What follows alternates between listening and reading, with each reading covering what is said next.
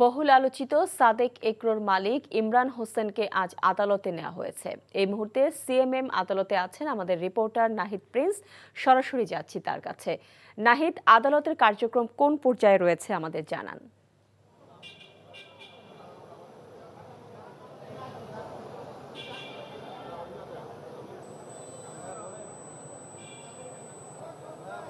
এখনো কার্যক্রম শুরু হয়নি।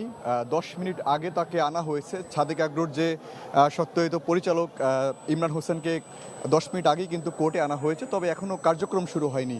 সিআইডি যেটি জানিয়েছে যে তার রিমান্ড চাওয়া হবে, সেই প্রক্রিয়া কিন্তু এখনো চলছে। কাগজপত্রের কার্যক্রম তারা চালিয়ে যাচ্ছে, তবে কিছুক্ষণের মধ্যেই কিন্তু আদালতে ওঠানো হবে। এবং আপনারা যেটি জানেন যে বহুল আলোচিত সাদেক এগ্রোর যে কর্মকাণ্ড, সেটি হলো যে 133 কোটি টাকা মানি লন্ডারিংয়ের অভিযোগে কিন্তু আজকে তাকে কোর্টে আনা হয়েছে।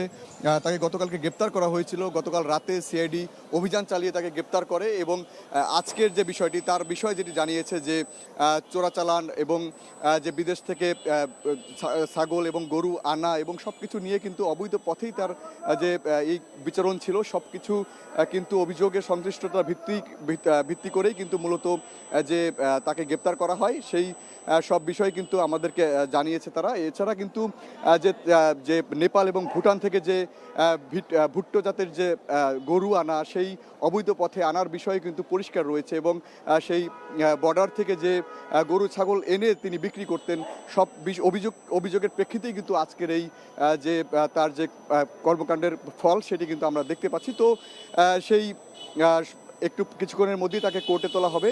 এছাড়া তাকে আনা হয়েছে কোর্ট প্রাঙ্গণে। এছাড়া কিন্তু যেটি আমরা জানতে পেরেছি, তো তার বিরুদ্ধে যে মামলা হয়েছে সেই বিষয় নিয়ে আলোচনা হবে এবং রিমান্ড চাওয়া হবে তার বিষয়গুলো নিয়ে। তো এই ছিল আমার কাছে আদালত প্রাঙ্গণ থেকে সর্বশেষ। জানছিলাম সাদেক এগ্রোর মালিককে আদালতে নিয়ে আসার খবর।